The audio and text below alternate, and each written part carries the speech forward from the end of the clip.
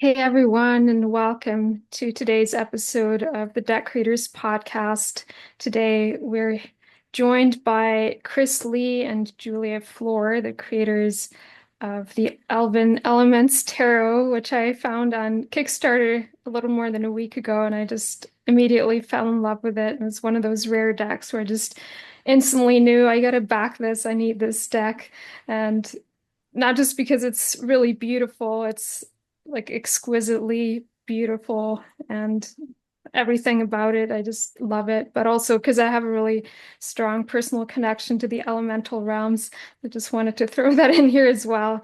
I've always loved elves and fairies, so it's very much my world. And that also drew me to your deck. And so I'd love to talk to both of you about, I guess, both of these things today, the journey with your deck and your collaboration, but maybe also the background around what inspired you to create an Elven deck specifically. So welcome, Julia and Chris. I'm so excited you're here with us today. Yeah, thank you so much, Anna, for inviting us. And when I got your message, I was like, "Oh my God, that's so nice! You want us to be on your podcast?" And I was like, "Wow, if you love our deck, it's you have to invite Julia as well because she is kind of like the main star of this deck." I appreciate that. Oops, sorry. No, yeah, absolutely. I mean, the deck is my creation, and Chris basically finished bringing it to life. But yeah, I think we can start by how we've met, like around 3 years ago. How our backgrounds and stuff. So I am formerly an illustrator for editorial work. I've done a lot of children's books, fashion books, and all of that. I've always loved drawing. And my connection with tarot started actually with my grandma. She used to love tarot cards. When I was little, I used to watch her play with them. I would be so fascinated. What does that mean? What does this mean? And so yeah, basically she would explain to me about it. But I only started doing readings on my own and kind of exploring with it. I started with Lenormand in my mid-20s when a friend of mine actually approached me and commissioned a deck to me uh, to to create a Lenormand deck. And it was when I first really started getting into cartomancy. I'm from Brazil, by the way. I was still living in Brazil back then. And I was like, why didn't that ever cross my mind? Because my grandma, who's a very exoteric person, well, she's quite senile now, but she still is obsessed with elves and fairies and all of that. So when I was with my grandma seeing her, it was always like, little elf statues in her house, fairy little sculptures like hanging around. So I would say it's been like, a bit of a homage to all that atmosphere. She was very into the whole thing. Mermaids as well. I hope to maybe do a mermaids tarot thing. She believes in all of that, by the way. She tells me they exist. They're out there somewhere. And uh, so yeah, I decided to do actually.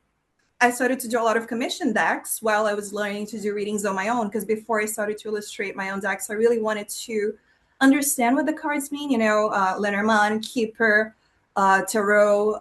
I didn't want to start drawing them before I had like at least a basic understanding of how to do basic readings. And I met Chris actually through Etsy. You can go ahead, Chris, explain to them how you managed to convince me to go through the path that I'm in right now. Yes, we definitely met through Etsy. One day I just opened up my message system and I saw a message from Julia, and she's like, "Oh, hi, I'm Julia. Are you interested in getting make a deck for you, a commission?" I'm like, "Oh, let me check out her work and let's see." What it's like. And when I saw her work, I was like, oh my gosh, this girl has talent. She is very, very good. And for me, I usually don't like to do collaborations because collaborations can get really messy, and it's like it's very subjective. What one artist likes and what another artist likes is totally different. But I'm like, this is something special. She does have talent, and let's do this. Let's do this, right? And then so we went ahead and got the process started, and I was like, so what would you like to do, Julia? And then she essentially presented me with, two options. One kind of like a chibi themed version, and then another elven version, and we looked at both of them and we're like, yeah, the elven version looks really, really cool. Let's go with that one, right? And then so we went ahead and started the concept art, the sketches, and then we put concept rough colors on top of it. And then sometimes life happens, right? And Julia had to take the time to relocate from Brazil to and if it's okay for me to say where you are, Julia, or you Yeah, could say where you sure. are, Go but ahead. oh, okay. So, from Brazil to Germany, so that was a huge move for her, and I'll let her explain.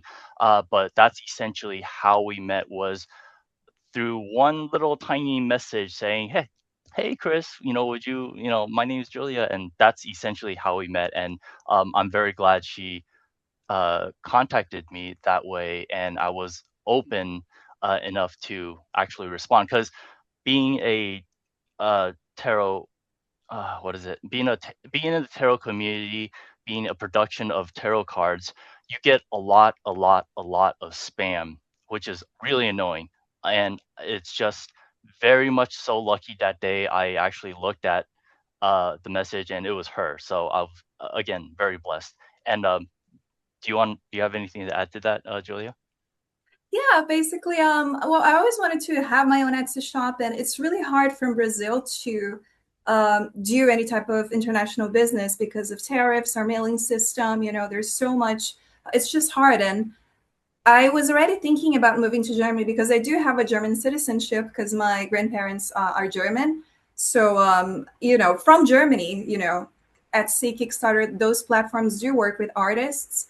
So I was already wanting to start my own business and sell my own decks, put my own vision to life.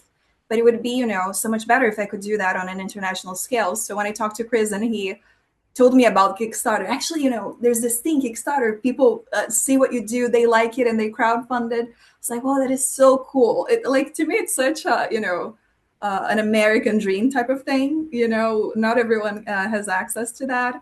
Thankfully, I was able to move across countries. I came all the way here with the very little savings that I had, with this, dream to connect with readers. And, I just always wanted to see what do people around the world would think of like the projects that I created. And shortly after I launched my first campaign, which was a Lenormand deck, it was Scandi Knight Lenormand. You guys can check it out if you want on Kickstarter. And it did really well. We were like, I think I was 500% funded, something like that. Then I did the tarot. And during that period, it was just so much to do, moving countries, launching my own project of a deck that I have previously done before. So the Elven Elements actually was kind of set aside during that whole period. And me and Chris was like, you have so much to do. You have to, take off with what you're doing right now. But I was grieving, not having that completed. I had all the sketches done. And you guys can see on the campaign page, the version of the sketches colored. Those are like some of the nicest looking sketches, the ones in the campaign page. A lot of them are, sketchier, not as colored and stuff.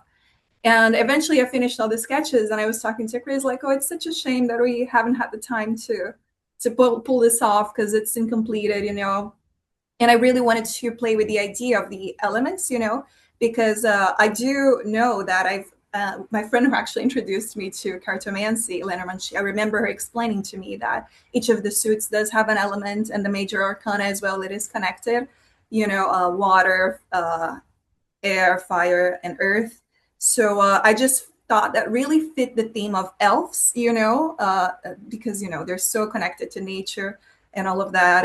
And I always enjoyed playing with the concepts of like nature and cartomancy. Like I just like to put as much of that as possible into my work. So, and Chris was like, you know what, let's just finish it. You don't have time to finish it. I'll color it for you.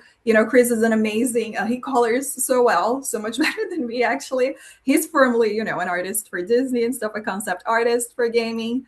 So his style, I think is really cool. And I was like, yeah, let's just launch together. Because then, because doing a project on your own is a lot of work, even though collabs can be tricky. Doing a whole tarot deck is a lot of work. It's 78 cards. And yeah, I mean, I really enjoy the process, but by the each card takes me like, like a whole day, generally speaking. So 1 or 2 days. So, by the end of it, even though you care about it a lot and you really enjoy the process, you're like, oh my gosh, I'm almost done. I usually go day by day, which card like I'm feeling the energy of the most. I let that kind of actually.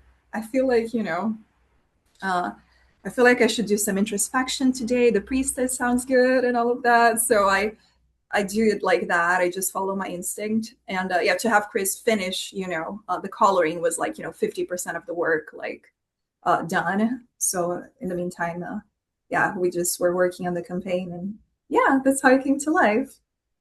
Yeah, thank you for sharing all of that in so much detail. And there's so many things here that I can really relate to, but I definitely know like creating a tarot deck. I haven't actually created a tarot deck before, but I've created many oracles, and it's a whole other level. And I mean, there's so much detail in tarot as well. And you do have freedom to kind of bring in your own perspective and your own style and all of that, but yeah, you're working with a predefined system as well. And so, yeah, relate to the whole part about coloring as well. I started working on a coloring book with my illustrator earlier this year, and we're thinking about turning it into an oracle deck as well, but just that whole process of just the line art itself and then the Oh coloring, yeah, do like it. Yeah. it takes so much more time than the oracle that we created last year. It was just more like an oil painting, digital oil painting style. And yeah, and I love how your collaboration fell into place as well. A lot of that actually reminds me of how Heath and I connected. It's kind of the same thing. Like I get a lot of spam these days, but when the Oh right yeah. person comes in, you just feel the resonance, and there's a personal connection, and you just know immediately, okay, this is meant to happen. And there's definitely so much power and beauty in collaborating with the right person when you can complement each other and support each other and like bring together your artistic talents in your case. And then also, Chris, I saw you have the history with launching Kickstarter projects as well. So I think that would be really supportive too. Do you want to share a little bit more about your journey with Kickstarter projects, Chris? How did that start for you? And um, I also just want to yeah. precursor that with, I think you've done more Kickstarters than anyone I've ever met. You have No way. 27 completed projects, which is that's no joke. I mean, I know how much work it takes to put into one of those. So congrats on that. And just for everybody here listening, 27 projects, like there's a lifetime within each project, And so between you two combined, I mean, Julia, you've done 4, right? You said you did 4. Did you say that earlier, or maybe I finished on my own my Lenormand, my tarot with the same theme, the Scandinavian theme. I did try to launch another Lenormand, but I had some health problems and I was not confident that I would be able to fulfill it on time because of that before my tarot, because it was in between those Yeah. two. So I did have to cancel that one just as it was getting funded, which was quite sad. But I'm about to launch my officially my third one in like a couple Okay, of months. cool. So yeah, I'm excited for Well, that. But yeah, each congrats. campaign is thank you. But yeah, it's a lot of work. I'm still fulfilling the tarot right now. Manufacturing takes so much time and stuff. But thank God I have Chris to guide me through this. It would be so much harder, without a mentor like him. Like I got so extremely lucky to have met him. Like without him, I wouldn't even know like this whole thing existed. And dealing with fulfillment can be quite tricky if you don't know, good manufacturers, good references, and all of that. So, what about you? You've done a lot of campaigns yourself. Yeah, I've done 4. And Anna has done Mhm. 1, I believe. So I want to go back to I guess I didn't want to interrupt the question there. I just wanted to precursor that. Yeah, But with Chris, yes. yeah, I'm just really, that's very cool. It was something I noticed and was like, that's dedication. It means you have momentum and you're trying new things always, and you've seen the ups and downs of it, and it's cool. So yeah, go ahead. Yeah, no, thank you so much, Heath. I really appreciate you saying that. Wow, did you say 27? I did That's what it not. said on your. Oh, okay. Wow. I do not keep count, because all I'm thinking about is what in my mind, and this is something that I tell Julia as well, is like I'm always thinking, what is the next step? What is the next step? You know, kind of like what is it, the Da Vinci Code? Tom Hanks and the main character, or the main female lead, her grandfather is always telling her, what is the next step? What is the next step? So I'm always, that's my mindset. It's like, we got to think about the next step. You know, what's the next project, right? So let me backtrack a little bit. So how I got into Kickstarter and tarot is it's a bit of a journey. It's a weird journey. If you ask me, like, 10 years ago, hey Chris, what would you be doing? I would not be saying designing tarot cards on Kickstarter, because my path was so different, right? So TLDR, which is probably won't be a TLDR, is that I started, my design journey was here in Las Vegas at UNLV, doing architecture, mainly because my grandpa was also uh, apparently he was a famous architect in designing government buildings in Taiwan. I had no idea. And then later on, my mom told me, she's like, "Oh yeah, you know that building, that government building? Yeah, Grandpa designed that." I was like, "Oh, really? That's cool. I didn't know that." So design is kind of part in my family. My cousin's an interior designer. My other cousin is a graphic designer. She also married a illustrator from Disney. And so uh yeah, art is in our blood, kind of, sort of, or design is in our blood. And then so what happened was, I went to architecture in UNLV. My mom asked me, are you enjoying architecture? And I'm like, it's okay. It's not as cool as what Jeanette and Jose is doing, because Jeanette is my cousin who went to art center in Pasadena, California, studied illustration, very talented. And she was dating a guy. His name is Jose. They're now married together, 2 kids, lovely.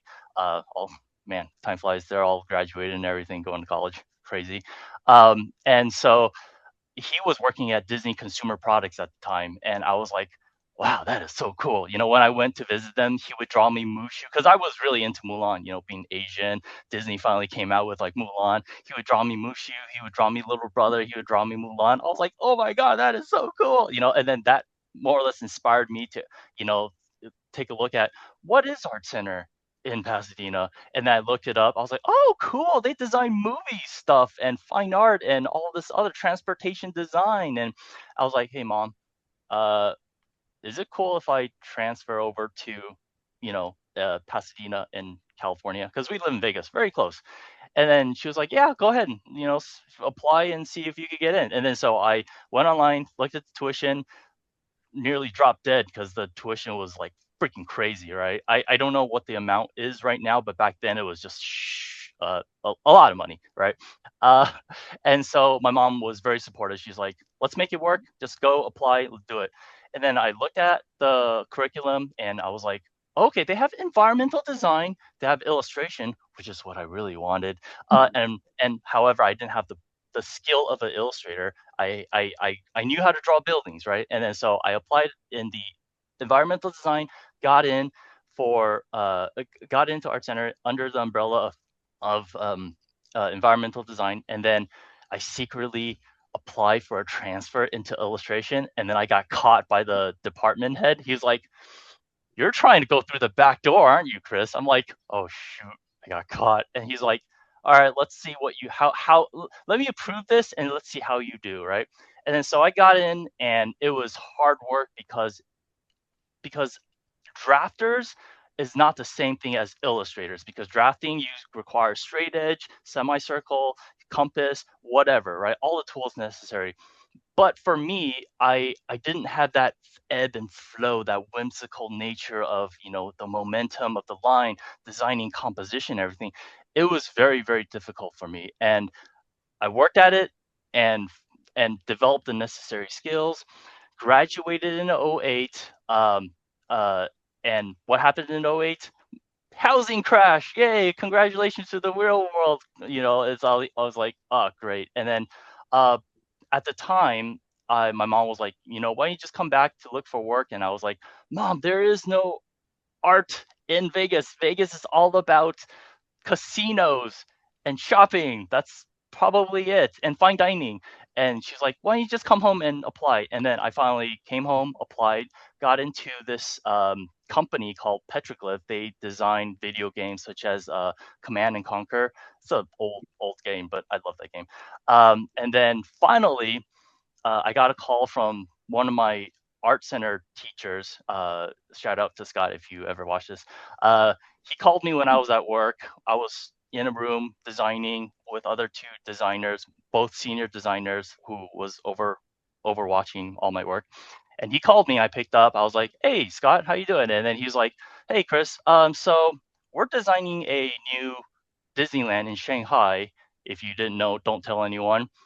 Would you like to join the team?" And I was like, I think you know the answer. I'll call you back, because I was with my buddy or with my coworkers. And then um, I'm going to go fast. I moved to California, design a lot of stuff. It was really cool. Went to Shanghai, designed theme parks for the Disney Shanghai. I was the lead designer for Buzz Lightyear. And then after that was done, I moved back to California, worked on Galaxy's Edge. They finally made me into a creative director. Long story short, I decided it was time for me to be on my own, design my own stuff. And then I got picked up by Universal Studio, worked on Nintendo Land for Bowser Castle ride. And then what happens next? COVID hits. They shut everything down. They send everyone home. And then so from Japan, I love Japan. Japan's awesome. If you guys haven't been to Japan, go to Japan.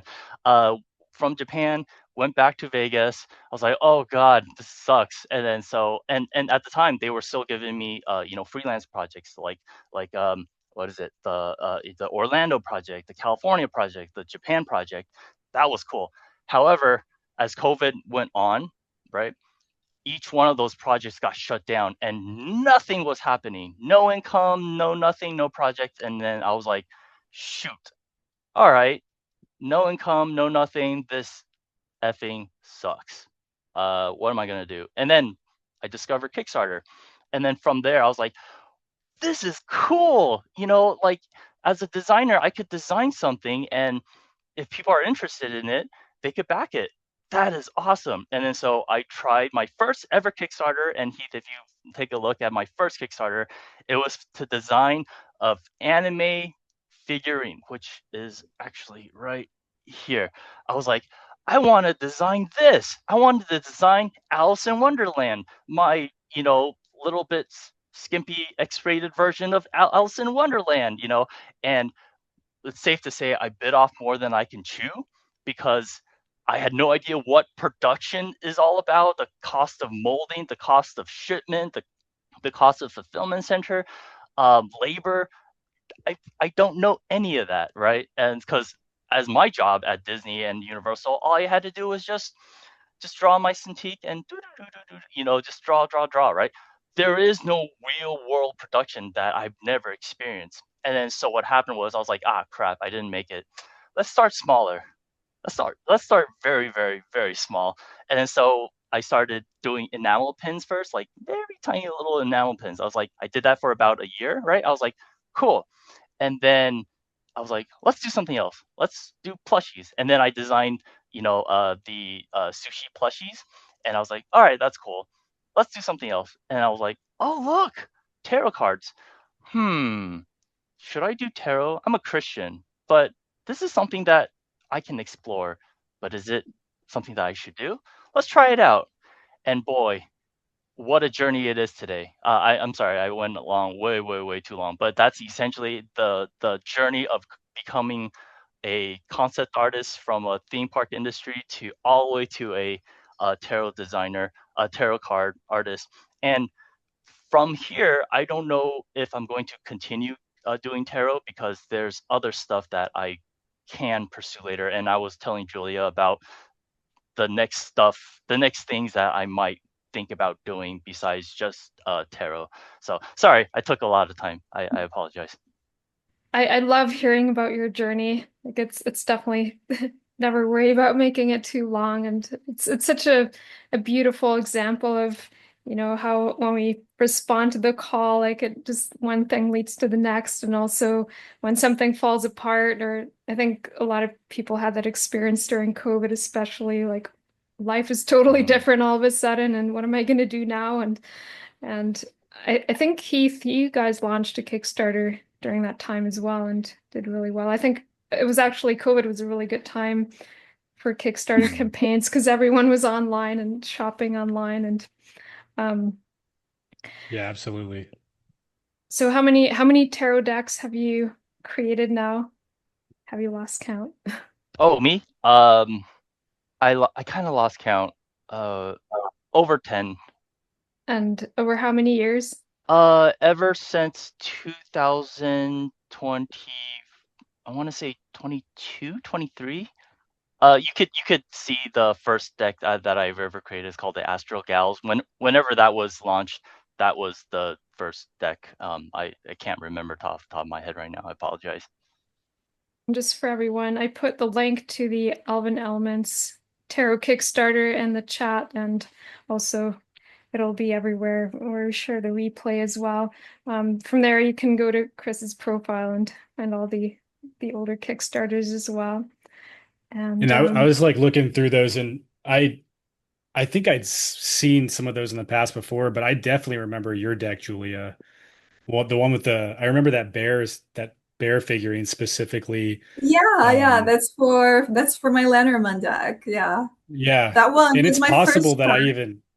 I might have even looked at that campaign as a part of a recorded video that I was doing at one point because I didn't see that I was Oh like a backer of it, but I specifically remember that campaign. And they're all beautiful. Your all's collective work is incredible. The Elven this new deck is this is yeah, yeah. Anna's an actual fairy. And so when she sent that to me, I was like, oh, this is the most perfect thing for her blood. But it's one of those decks that, the combination of your two energy and then bringing it to life. I think your designs and Julia and the coloring that you were doing, like it's one of those decks that you look at and you can tell that when you hold it and feel it, it just makes you happier. And I think the world needs more of that. So it's really cool. Yes, absolutely. Oh yeah, we appreciate that for sure. I always put a lot of color into my work. Like it's almost out of my control. Like there are moments where I want to do something a bit darker, a bit more mature, but I always end up wanting to use like a lot of color and a lot of nature elements. I think it's just my essence in a way, and Chris was able to polish that so well. Because yeah, I wanted it to look lively, and that's the feeling that we wanted to give out. We wanted a deck that would give that warm feeling to people, make them feel spiritually a little bit like fairy-like, oh, this is so uplifting. So yeah, I think my work really reflects. It's interesting to see like with tarot creators, like their background as artists, how that like translates into their work. Because if you see Chris's decks, I do think they have a very like concept art gaming influence type of thing going on, like their vibe overall. It's just cool. It looks like something that I could see on a game or on like a live action movie or something like that.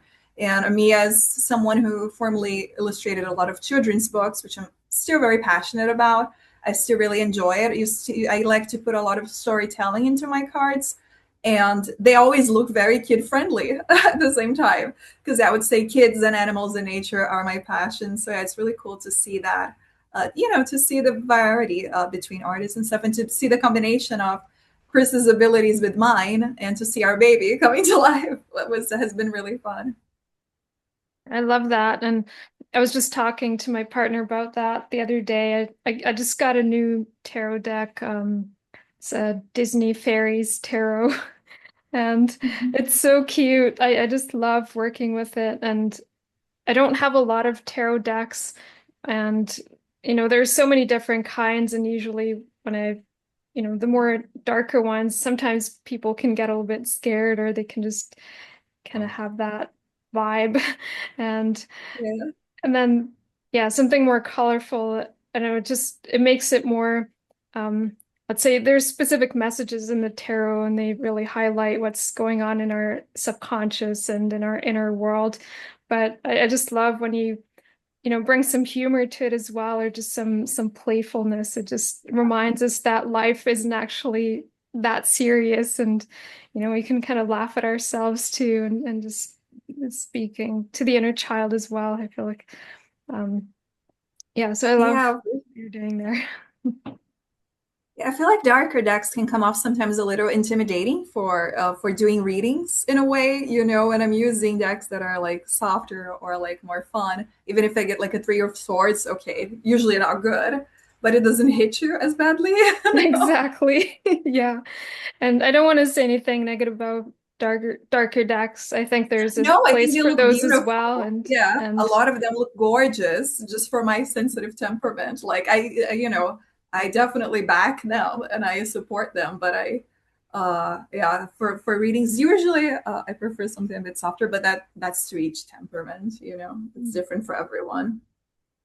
so I'd love to hear a little bit more from both of you about the challenges. What are some challenges that came up for you on this journey of, well, creating this deck or maybe decks in general, and some lessons you've learned, and what tips would you share with someone who's creating a card deck for the first time? You can start that Oh one, God. Chris. You want me to go first? All right. Man, this is what are some of the challenges? Okay, so I kind of hinted at it. It's like when I first started doing this, I had no idea what to expect, right? It's essentially diving headfirst into something that I didn't know that I didn't know, part, right? And so I essentially had to discover and learn how to do customer service, how to write emails, how to learn how to use Excel sheets, because one, you're not just a designer anymore. You are a creator of a campaign where you have to do a lot of creating, make turning your art into physical product. And then so what happens with that, that means you actually have to go and find a vendor. Is this vendor good? Is this vendor going to take your art and sell it on the black market, Temu? Because that's actually what happened. I was like, oh my god, that kind of sucked. And then also you have to figure out like, all right, so I found a vendor. How am I going to ship it to my backers? And then you would find a fulfillment center. You would learn how to uh, use a fulfillment center and how much it costs, how much is shipping, and then you have to deal with external powers, for example, raising of the tariffs.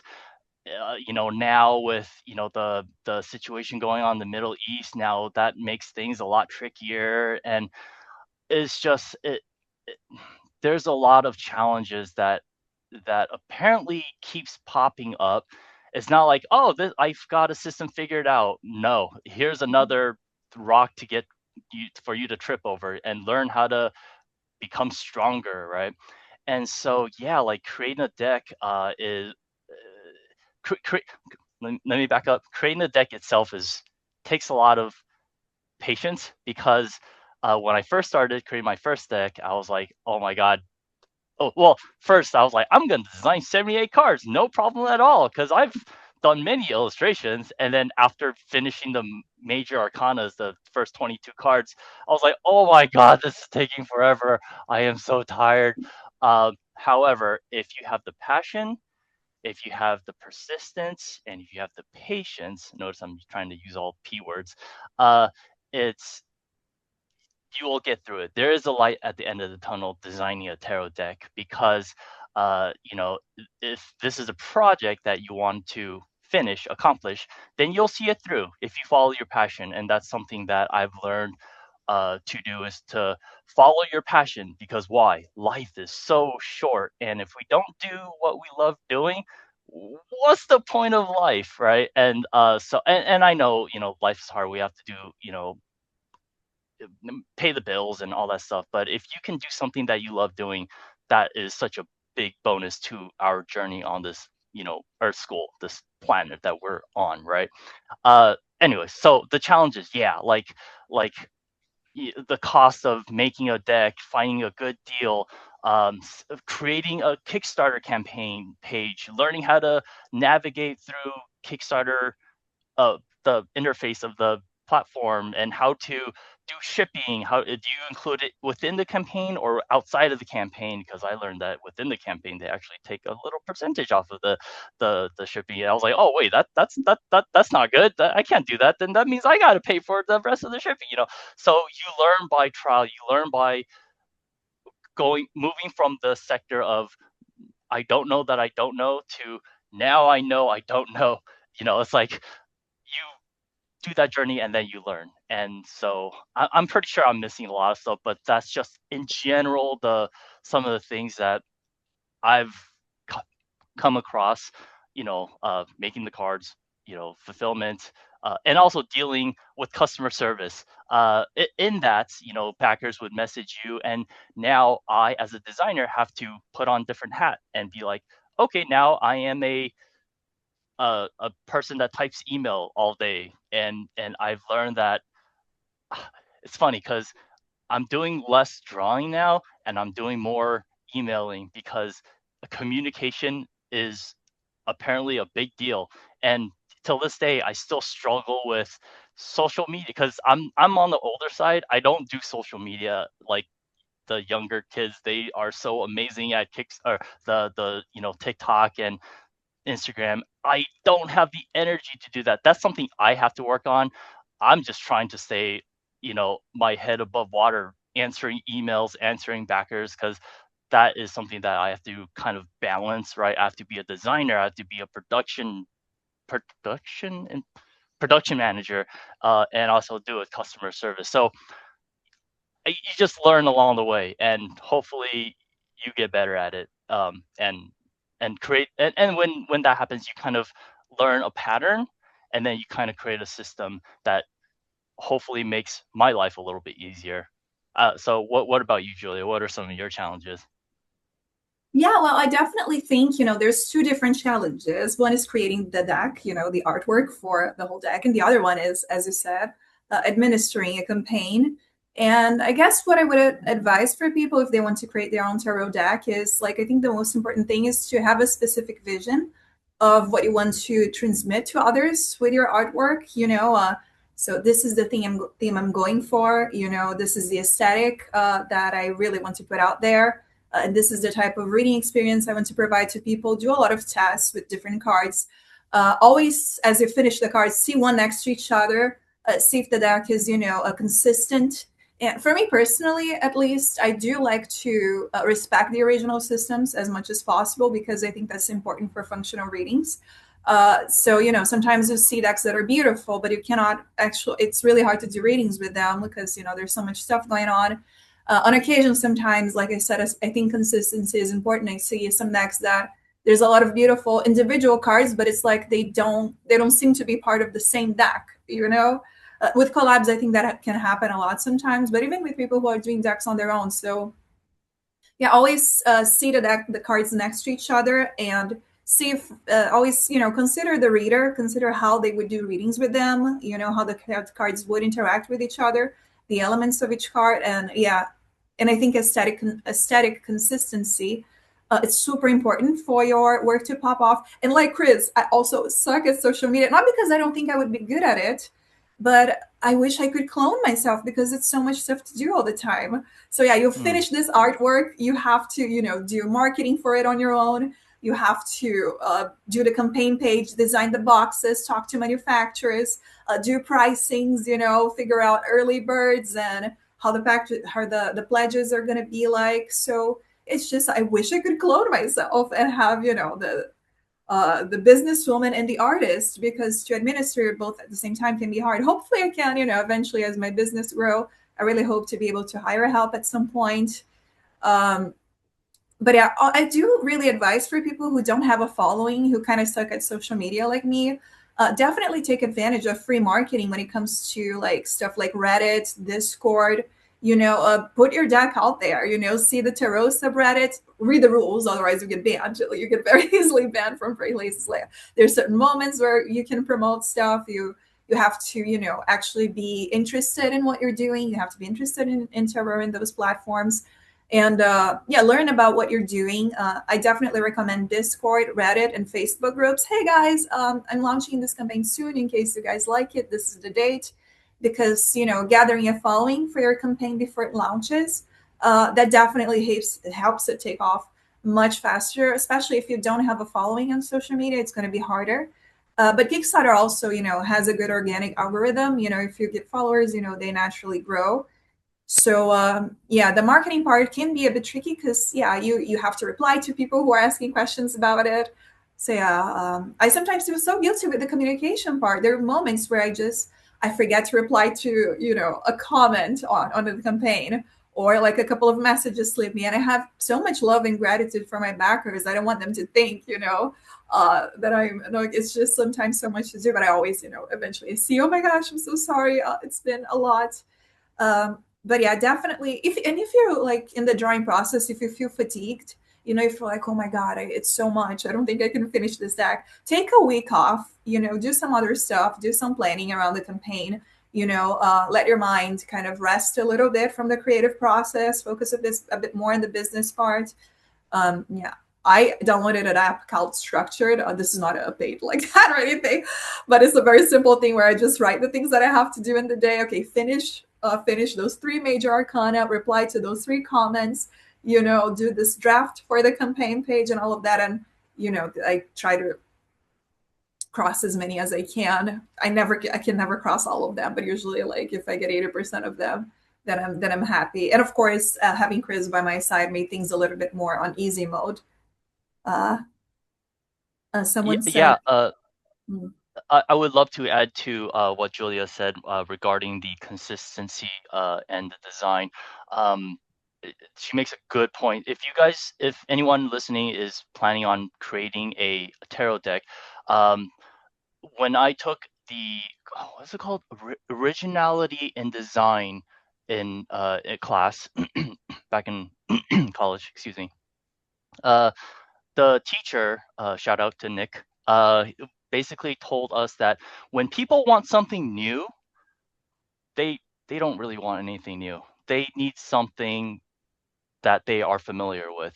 And in my opinion, I think the Rider-Waite deck is like more or less kind of like the standard version of what any creator of tarot decks should look at, because I would assume a lot of people, when they used the tarot decks, they are so ingrained. It's like tissue paper. What is it? Oh, it's a Kleenex, you know. But Kleenex is it's a brand. It's not a thing. So in a way, we kind of have taken the Rider-Waite, you know, template. And so I would say when you design a new tarot deck, lean on that, because that's like the more or less the foundation of what at least I've built upon. Because again, the teacher says, you know, when people say they want something new, it's 20% new and 80% of what they already know.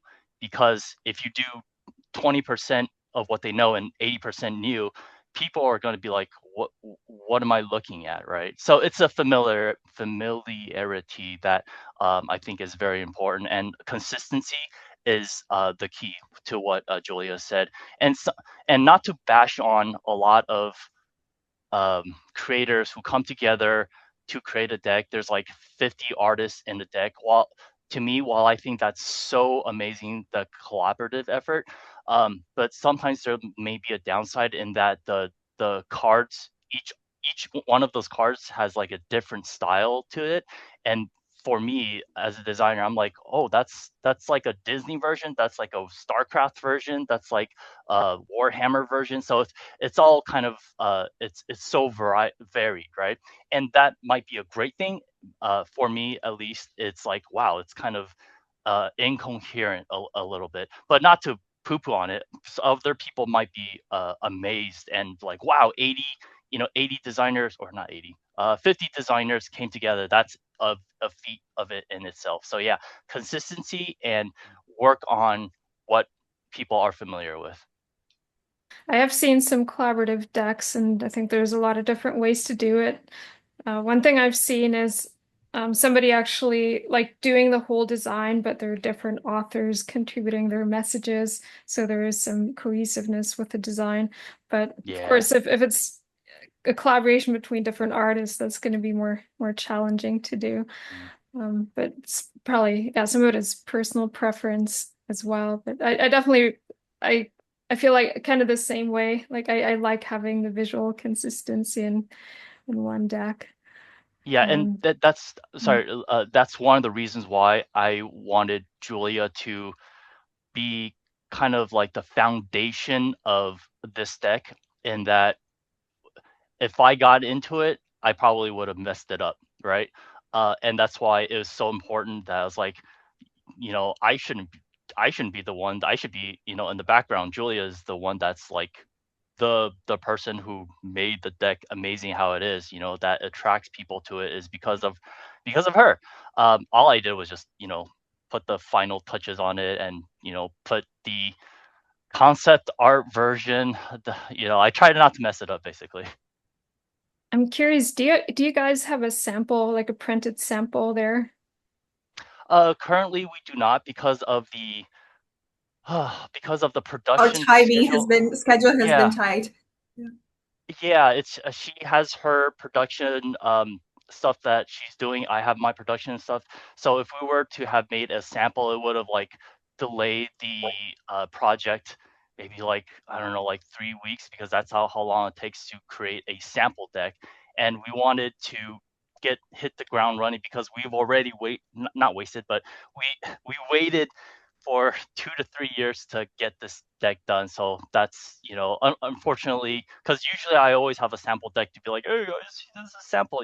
But for this time, it was like, we do this now, or we probably will miss this window. Yeah, but we're gonna have some soon. We're gonna update it in the campaign page, and Chris has so much experience. I have a certain level, but Chris, is a total pro. I'm sure they're going to come out beautifully. I'm so excited to Mm, see them physically. Oh, our little elves. yeah.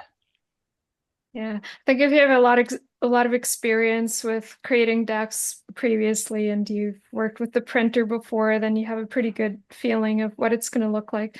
The reason I asked was, if you had one, then I would love for you to show us some cards. But Yeah, um, yeah, such a shame. I mean, it's only because yeah, the schedule has been so tight. So if we had waited for a sample, we're still currently finishing, writing the booklet. There's some things that are some adjustments that I'm writing in them because I want to do this properly. Some touch-ups here and there. Even in some of the cards, we are always looking out for things that might get a little bit better, like if there's a mistake in the illustration here or there. So yeah, it's just been a little bit tight this time, but usually we do have samples, but you guys are gonna get to see it soon on the campaign page. I think we're about 2 weeks away from finishing the yeah, campaign's we're runtime. halfway. Yeah, but it's been super fun to see something that I've done with such a dear friend, be so quickly funded, and yeah, it's been magical. I had no doubt they were going to get funded quickly. I think when I saw your campaign, you were already like 80% or closer even to fully funded. So I'll just say, if anybody has any questions, please feel free to either drop them in the chat, or you can unmute yourself and ask a question. I'm just going to quickly respond to a question that Shireen asked about the shipping that you mentioned, Chris. So I'll just answer this briefly. This question comes up sometimes. So there's different ways of charging for shipping when you do a Kickstarter campaign. You can either collect the shipping fees with the pledge. So when somebody backs your deck, they'll immediately pledge for the shipping fee as well, or you can do it after the campaign. And there's pros and cons to that. So one thing that Chris mentioned was that Kickstarter always takes a fee of about 8%. So if you include the shipping with, whatever they're backing, like the fee and the campaign, basically the Kickstarter will take a little bit off of the shipping fee as well, which is not a big deal if you budget for it properly.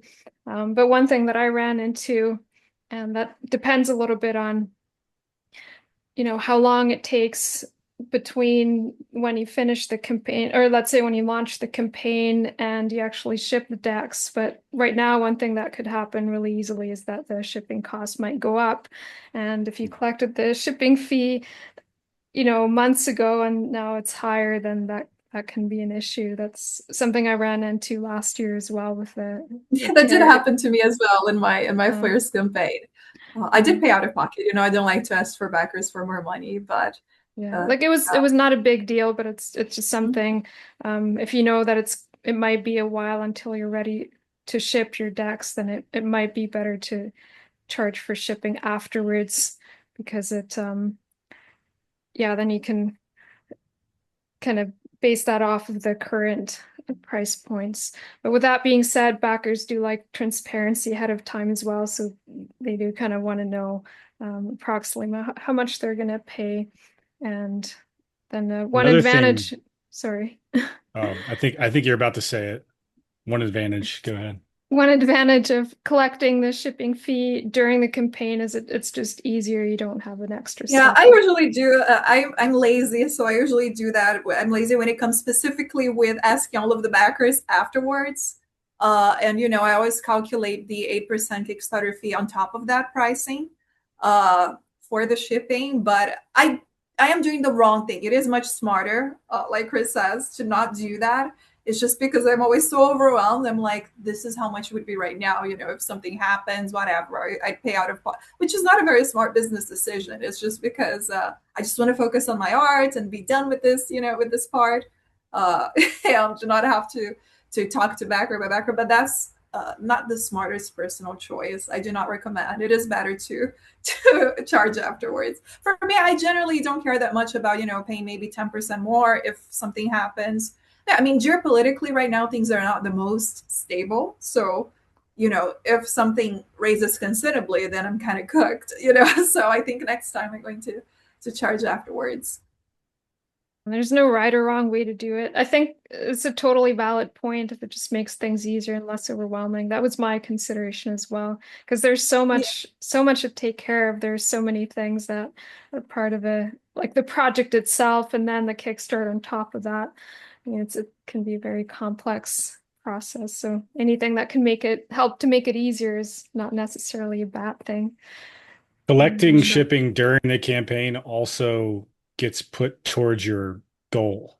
So keep that in mind if you haven't done a Kickstarter yet. Like if you collect $10 per item of shipping, then they put that towards your goal. If you collect afterwards, then they don't. So on paper, it might look like you raised more money, but it also includes the shipping. For sure, yeah. So I wouldn't say there's any like pro or con to that. It's just a different, I guess the only pro is it can make backers that haven't backed yet think the campaign is bigger than it is and might be more willing to back in. For sure. But I was curious, if you all collect, or Christopher, you said you collect off of Kickstarter after the campaign. Are you using a third-party tool like a pledge box or something to do that? Or are you doing it manually? I am doing 100% manually because again, I've learned it was a very expensive lesson learning that if you do it within Kickstarter, that they take a percentage and I have to pay the difference, right?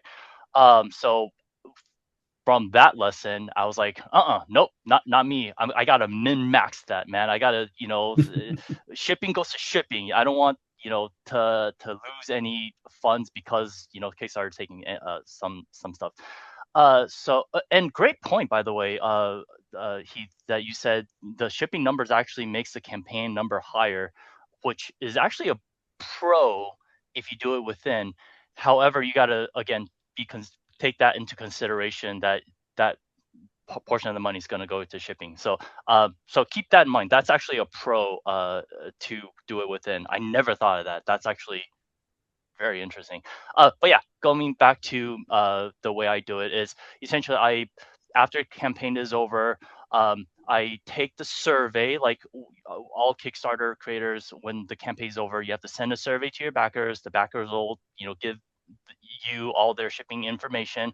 Then I would take that information, put it into my fulfillment centers database, and see how much Heath ordered one deck. That's going to cost $5. Okay, that's great. Now I know exactly $5 is what is needed from, Heath, not $15. I don't want him to overpay. Not $3. I can't afford the difference, right? So I know exactly. And Anna ordered, uh, Anna ordered, 3 decks plus, you know, 3 add-ons plus this other thing is like, okay, da da da da da. Okay, shipping for her is not $5 because she ordered so many more stuff. Her shipping is like $25. Good. Okay, and then the crappy manual part is take again Excel, right? Taking all those numbers, putting it into the Excel sheet, and then going into either PayPal or Stripe. You use Stripe because Stripe costs less money than PayPal. PayPal takes a more of a Yeah. processing fee, and then so I would create invoices for each backers for each line item on Stripe, and then send it that way. So when backers pay the shipping invoice, that's I know when to ship those the rewards, because if they haven't paid the shipping cost, then I can't fulfill it. So once they pay, green light, send. That's how I do it. If you had a campaign that did a lot, like let's just say one of your bigger campaigns, maybe you had a couple hundred backers or more or something like that. I don't know how big your biggest campaign has been, but um, probably even bigger than that, I would imagine. If it was like a lot of backers versus smaller backers, would you change your positioning on that, or would you still do it manually even if you had a bunch of backers? Like, does it take more time the more backers that you have, like considerably?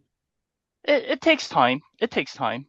But with my personality, I would rather do it the right way, even though it takes longer and more, time. I am of the mindset to do it right, even though it takes so longer. For example, like it's so weird. I wish even though PayPal's processing fees are a lot higher, I kind of understand why, because they actually have their internet platform interface you could use that bulk upload, so you don't have to do it one at a time. However, that sometimes doesn't even work. So that's why I had to look at Stripe. And then when I used Stripe, I was like, oh wow, their processing fee is actually much lower. So that processing fee actually comes out of my pocket, right? So I was like, okay, so let's just use Stripe. Yeah, I don't know if that answered your question. Yeah, totally. I've considered all of that so in depth because I've done 4 campaigns as well. And I had one campaign that had 2,700 backers, and I collected shipping during the campaign. And I remember being thankful that I had collected it during the campaign because I didn't have to like try to email everybody separately and track it. But at the same time, there were Yeah, many people that were, like low. Like I collected too low shipping. The price points on I didn't do enough like pre-campaign research to make sure the margins were there and things like that. What I learned from right. that though was I actually did decide to collect it during the campaign on my next 2 campaigns as well. But what I did was I looked at where I was shipping from, and then I basically took sample shipping rates at that time from the farthest places around the country, and I set my price as just $1 or 2 above what that was, so that based on the weight of each of my reward tiers, and then I did it internationally based on whatever countries I was willing to sell in. And Sure. I didn't have I had barely any of them that came in like a lot above the shipping that I had estimated and collected. So it worked out, and I didn't have to like do it all manually, but I'm considering constantly like collecting after the campaign. I've seen that become more, I think it's more common now. I think there's something to say about if you're a backer and you're going to back a campaign, it feels like it's easier to back a campaign. Oh, I'll just pay the shipping later. It's like you're putting less money up front right when you say it. So I think you actually could get more backers by having a campaign that collects shipping later. And then later, they're like, well, I already backed it, so I got to pay the shipping so I can get my product. And if they choose not to, then you're not obligated to refund them. You totally can if you're a good person and all of that. But I don't know how often that actually happens. Um, Right. so like it's just a totally a preference thing, right? Like what is it that but yeah, Absolutely paying correct. Kickstarter taking 5% plus the credit card processing of 2.5 or 3% is can be pretty, you know, over a big amount of money, it's actually adds up to quite a bit. So Yeah, it makes yeah, absolutely. but they're Yeah, providing a I great was gonna service too. Oh no, sorry. Go No, I ahead, was Julia. the first time I was doing that spreadsheet backer for backer because the bulk thing from Kickstarter, this is the bulk of all your backers, that wasn't working for me. And my first campaign, I had 312 backers, something like that. I think it was my first one, and it did very well. But I was like, I would click backer per backer just to make sure nothing was going wrong, and yeah, see their address and everything, and putting on that. I've never touched Excel before, like just listening about it, I was like, I'm never touching that. Like I'm an artist, but eventually at some point in your life, if Amen. you own a Totally. business. So I was like, I was for a whole week, just checking, double checking one by one. I don't want anyone to get wrong. It was like, my goodness, I have to sleep. But thankfully everyone got everything properly. So many countries, that's also one of the bad things about shipping beforehand. A lot of the countries can be so expensive to ship. There were places where I charged like, $18 and it was like $65 to ship. I did pay out of pocket just because it was my fault. For it's not like it happens to a ton of backers, but there are countries where Brazil has like a 50% tariff on China, for example. Yeah, it's So crazy. Brazil. What is going on with Brazil, yeah, man? All damn my it, yeah. customers and backers from Brazil, I feel so bad. Like whenever I anyone know, orders I from me, know, it I, sucks. Yeah. I'm like, I tell them like, listen, I appreciate you wanting to purchase my deck, but my deck costs $45 and shipping's going to cost $50. I actually recommend you not to buy my deck because the shipping is so outrageous. So Yeah, yeah. Brazil, Well, man. Brazil's government, yeah, wants to fight off, drop shipping and all of that. So I don't think it's like a smart decision because, a lot of people do business with China and stuff. I think it's nowadays for manufacturing, there's no way to stop it. So it limits Brazilian business want to manufacture internationally and all of that. But yeah, they do that so that local businesses don't have to compete with a lot of drop shipping stuff from China. But yeah, it sucks because I'm Brazilian. I often have Brazilians like, oh, I really wish I could get it, but it's so expensive on Etsy as well. When right now I'm out of stock. I'm going to do it again. But yeah, the Brazilians who purchase from me are usually the ones who are living in Europe or in the US. But yeah, it is quite sad. I do want to, maybe ship from Germany to Brazil to my mom's place, see if someone in my family can ship from there because then it would be like cheaper, but it's a bit of work. And someone asked, I think, down if we use a fulfillment center. We do use a fulfillment center. Me and Chris, I don't know how we would administer on the top of everything that I'm doing to be packing on my own and going all the way to the mail. I live in a bit of an isolated neighborhood from the city center. I don't have a car, I cannot be like taking the bus with a bunch of boxes and going to the mail. So yeah, Chris, well, thank God Chris taught me about fulfillment centers because I wouldn't even know that existed. But early on, you did package manually and everything in your first campaigns, right? Yes, correct. It was a lot of boxes and it was a lot of folding and taping and it took a long time. So that's why I was like, yeah, this if this continues, I can't pack, 300 boxes by myself. I need to find a solution. And it's not an endorsement or anything. I looked online and I found this place called Next Smart Ship, and they're based in Guangdong, China. And my vendor is also from Guangdong as well. So I was like, oh man, it's right next to each other. It's like just once it's made, just get it over there, and then from there you can ship all over, across the world. Shout out to It's a Alex. good point. Yeah, There's Yeah. not that many people that, well, yeah, shout out to Alex. Make sure that goes through. There's not that many yeah, people that third party fulfill from China, but it's totally an option. And oddly, they can ship to places around the world a lot cheaper than you can from the United States.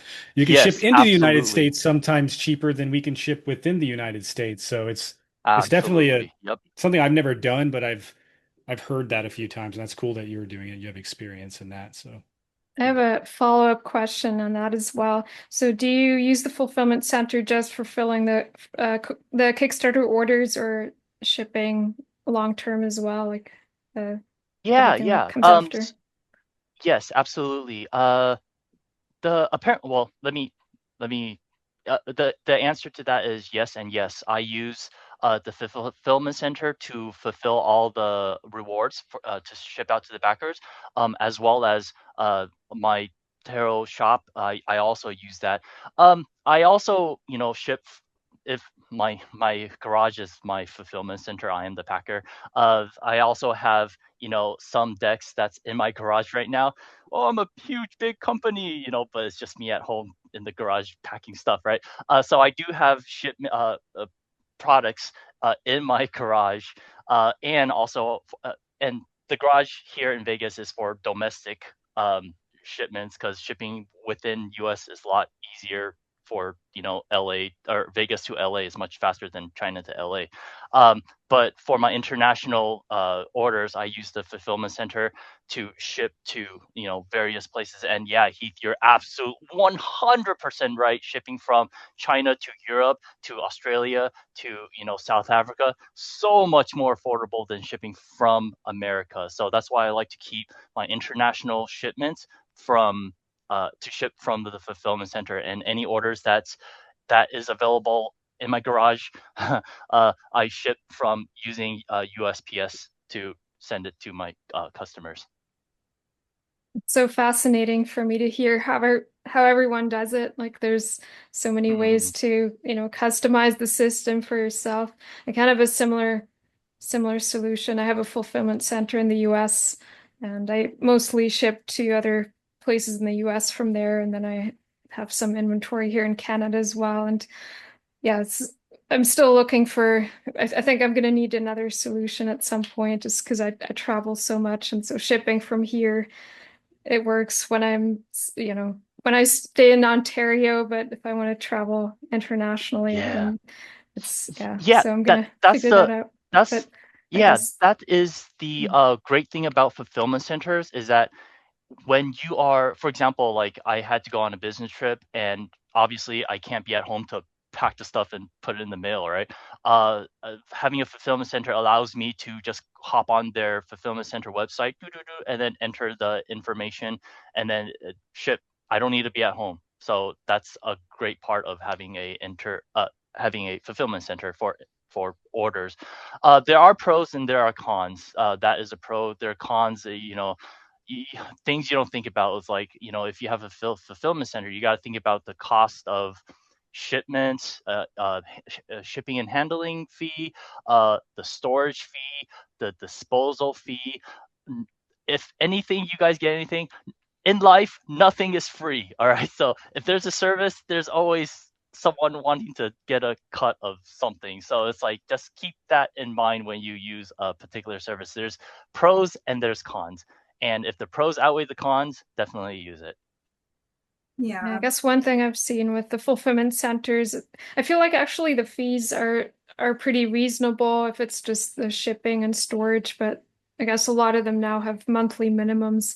Like you have to have a certain, like you have to be consistently selling a certain amount to make it worthwhile. There are some exceptions, but that's been one of the challenges more recently. I feel like a lot of them don't want to work with small sellers anymore, and then things change, and so there's a lot keeps changing. The name of the game is now. Yeah, absolutely. Like for me, the name of the game is essentially, once it gets to the fulfillment center, within 2 months, get all that out, because once it's stored in there, they raise their storage fee incrementally. So if your pallet is the right word? If your bulk of your items is sitting on their shelf, it might be like, oh, $1 for the first six weeks.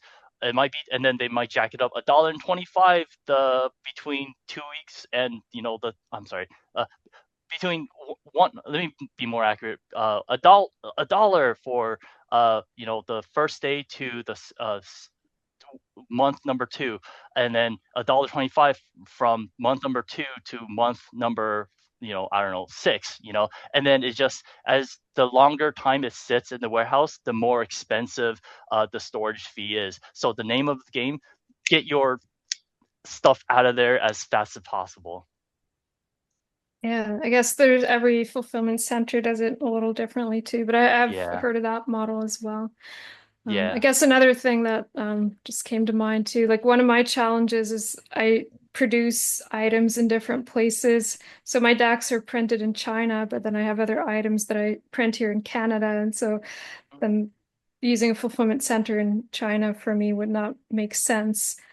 But Yeah, it's hard to let go of a manufacturer that you like. Exactly. And also it's not just that, but also, I mean, the quality is really good. Either way, I really love the quality of the decks that are printed in China, but also the quality of the products that I get printed here.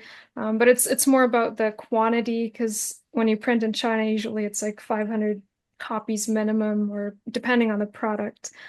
And Right. sometimes there are certain items that I might not want to produce in that, in those quantities. I might just want to get 20 or 100 at a time. And so there's a lot to consider. But if you're only selling the deck and you don't have a lot of, or decks, and you don't have a lot of other products, then, or you produce everything in China, for example, that's more doable. So Can I ask you Anna a question? mhm. I also yeah. So you said that you produce tarot decks in China and other products in Canada. What happens when I as your customer orders both items? How do you send it to me? Do you send it in 2 shipments then? I do have a solution now for shipping everything from Canada. So I do have the fulfillment center in the US. So if you order just a deck from me, then it will be shipped from that location. But if you Got it. order Got a it. bunch of products and some of them are here in Canada, actually shipping from Canada to the US is way cheaper than the other way around. So even shipping from Canada um, to the US is cheaper for me, still, even with the tariffs, than shipping within Canada. So it's still doable for me. And so I'll just see, what makes the most sense. But usually if I package everything in one box, Yeah. it's still Got it. more efficient. Got it. On behalf of Mhm. all Americans, I apologize for our tariffs and other stuff that is happening. So I had nothing to do with it. So I apologize. I mean, the thing is, I mean, there's a lot of political stuff here that I don't want to go into, but there are Yeah. other Yeah. countries that have been doing it for a long time. Actually, for Yeah. me, Yeah. shipping to the US right now still feels in a way easier than shipping to the European Union. I mean, there with the Yeah, that's true. import USPS taxes, is what I VAT. would recommend. Yeah. because there's still going to be import fees for everyone, like in all of Europe, pretty much. And that's been going on for a long time. And in a way, it's not very different. We'll see how things change in the next few years. But right now, it is what it is. Yeah. Yeah. I've learned to, like Bruce Lee says, be like water. You just gotta ebb and flow, man. You gotta adapt, or you're gonna die. Because if you're set in your ways, it's you gotta change and adapt, because things happen, especially right now.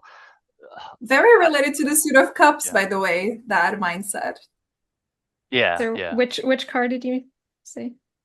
I said that that mindset, very related to the Suit of Cups, in my opinion, letting Oh, just flowing like exactly. water, letting your emotions kind of like adapt to what's going on around you.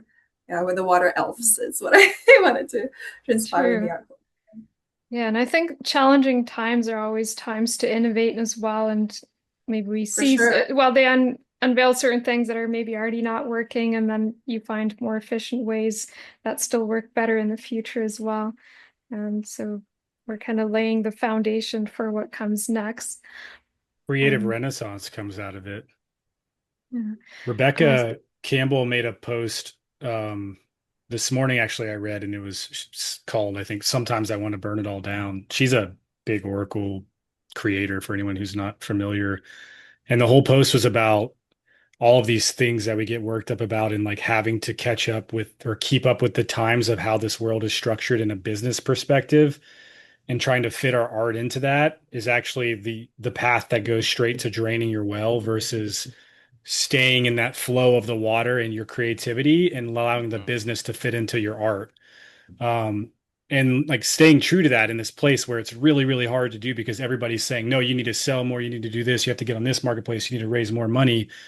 It actually is it's an impossible path to walk. You can be successful at both, but only if you're really completely um in love with the artist side still. And I've experienced both sides of that, of like being in the art and doing it just for that and having businesses grow off of that. And then at some point being like, oh, I have to feed these businesses now. And then you start see the art suffering. And then before you know it, a couple of years goes by and you haven't actually created anything new. You're just trying to keep up. And that's the well running dry. So I think, yeah, it's Yeah, it's that's worth such a noting. good point. Yeah, 100%. I think artists are sensitive souls, you know. It doesn't come naturally for us to, you know, be the CEO or something Yeah. and administer, you know, all the business part. Like it can drain us for sure. And I definitely feel what you said, you know, sometimes yeah, stagnating a little bit in the art to handle the business part and vice versa. But yeah, I will say sometimes I do struggle with that. But yeah, it's a never-ending learning process, and I think having a community, you know, exchanging tips and all of that, supporting each other, artists and crowdfunders in general, you know, I strongly recommend, you know, having a support net for that, people who you can talk to and exchange tips or even just vent sometimes, like I do with Chris. That helps a lot That's the because it can take solution. a toll on us. Yeah. What comes from like the kind of neurodivergent side from the artist is we had community at one point where we were all kind of helping each other and it allowed everyone to be more in their art, their creative endeavor, their whatever they're contributing to the society in that way. It was usually something that they were really good at that they developed over a lifetime. And we broke that somewhere along the way. So I think at the end of that article, she ended it with something like, that's why I'm spending so much time in my garden or something. It was like the last line. But I shared the Yeah. link in this chat. You all can check it out and read it. I It's totally short get read. how, It's worth it. yeah, I get how she feels. I see one more question here in the chat, and then we'll have to start wrapping up. But I think it's a really great question. Thank you, Shireen, for that question. Do you continue to sell your decks after the Kickstarter on your website or Amazon, etc., or is the Kickstarter the whole picture for you? For me, and something that you touched on, Anna, is that in order to order from China, you have to order an X amount of, is what is called MOQ, minimum order quantity. And, sometimes you have to order 500, sometimes you have to order 1,000, depending on which vendor you place your order from, or to. And so the answer is yes. If, for example, I have 400 backers and, I ordered, what is the minimum quantity? 500? Okay, I'm going to order 500 then. And then so 400 minus 500 is 100, that I have 100 left, and so whatever is left I put that on my tarot shop, and that's yes. So yeah, after Kickstarter, then I should sell on my shop. Kickstarter people, they will always get a better price because without them there is no deck, and so they get a better price than the people that purchase it on my shop online. Do you use Yeah, I also do Shopify? have that. Yeah, I do have an Etsy shop and I want to start a Shopify. I don't know if Chris has it yet, the Shopify one. I have an Etsy shop. Right now, I'm completely out of stock. I'm sold out. I'm currently manufacturing my Skin and Night campaign. And Chris is going to manufacture the Elven Elements for his shop right now for this campaign. And I'm going to do my own manufacturing for the artwork later on. Right now, I cannot really afford to do a lot. I'm still starting. It's been like around a year since I began the Kickstarter journey. So, I've been through ups and downs. It's been a little unstable. So I'm trying to save as much as possible. I cannot manufacture as much as I want to. But in a couple of months, 3 months, I'm going to get the funds for my next project that I'm doing on my own. And I do plan to, that alongside the income from my Etsy shop, I do want to have my own set for the Elven Elements on my Etsy shop. You can see the link on my Lenormand, Skin the Night Lenormand in my Kickstarter page. You can see my Etsy shop, even though right now I am out of stock. Yeah, in a few months, there's going to be some stuff there. So alongside the Elven Elements. Chris is going to probably have them earlier than me. So in your shop, like a few copies, right? Yes, correct. I can't wait to check out your decks, Julia. And I'm just going to say, I'll put the link to all the links I can find. I'll put them in the description with the YouTube video once it's up. And but I also wanted to ask you guys if there's anything else that you want to share, like a social media link or handle or another link that you want to share. Like the main thing, I'm definitely going to share the Kickstarter with everyone because this deck is just so beautiful and that's what you're promoting right now. But is there anything else you want to share? Thank you, Anna, Go ahead, again Chris. for having me and Julia on. I guess again, like I touched on, my social media skill level is not great. You could find me on Instagram, leaddesignstudio.ig, and Tarot of Wonders uh, on IG as well. I have my shop is tarotwonders.com. If you want to message me, contact me directly. It's support@tarotwonders.com. So that's my social media where you can find me. Again, I apologize. My social media skill is not up to par. Yeah, well, I have two Instagrams. One that I'm dedicating to promoting my stuff. It's not very organized. This year, I definitely want to update it more. It's Julia Flohr. Julia Flohr, you write Flohr dot cards. And there's also Julia underline Flohr, which is just like a little portfolio with my past work that I do also plan on updating it. Chris, we got to get better at social media at some point. The Yeah. kids are so good at it. It helps you tremendously, like TikTok and all of that. We have to become TikTokers. We have to join the Zoomers at some point. Have a TikTok shop.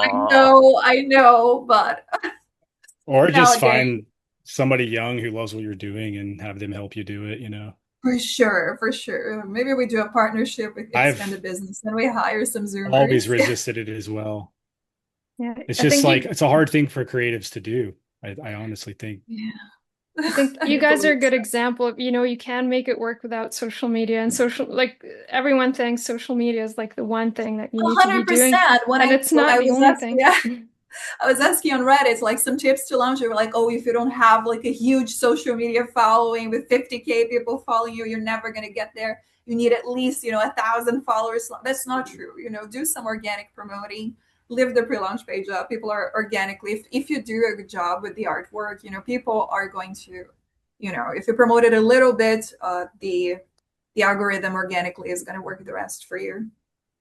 We've definitely seen it work. We just had someone in our community. She's not on the call today, but she just uh, recently completed her first Kickstarter, and she had hardly any following on social media, and she still hit her goal, like that's actually way awesome. faster than we expected. So there's definitely a Nice. lot of other things you can do.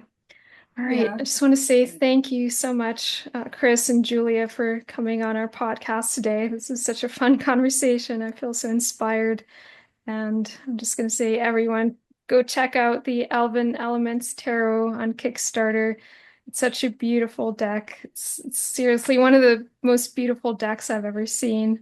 And I'm so Oh, excited to see it come to life. And I can't wait to hold it in my hands and play with it. I just want to say both, Anna and Heath, you guys, the channel and the website that you guys created for deck creators, I think that's an amazing thing because most of the time, like you said, or for me, I as an artist, I should be good at promoting stuff, but I'm not. But so what you guys, your platform, what you guys are doing is so amazing. So thank you both for having this, doing what you're doing, continue to do, bless all good juju, good blessings be upon you, hopefully you guys can become like explode, so thank you so much for allowing me and Julia on your show. Yeah. yeah, 100%. I really appreciate it. It's been really fun. Thank you. We also are gonna wait for you guys to have the deck in your hands.